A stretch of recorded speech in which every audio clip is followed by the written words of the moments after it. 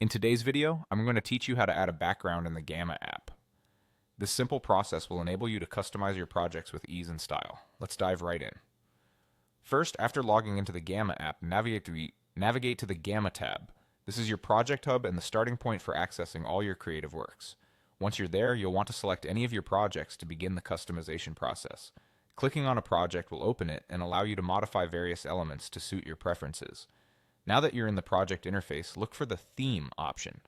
This is a crucial step as it opens the door to a host of customization features that can breathe new life into your project.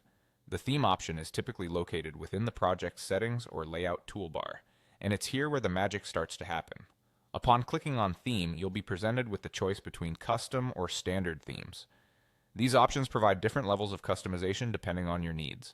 The standard themes are pre-designed templates that offer a more structured look, great if you're seeking a polished and professional appearance without the need to dive deep into design nuances.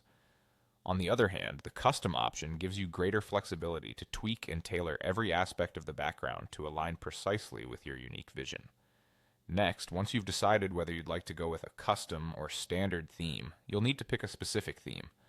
This selection will immediately alter the background of your project.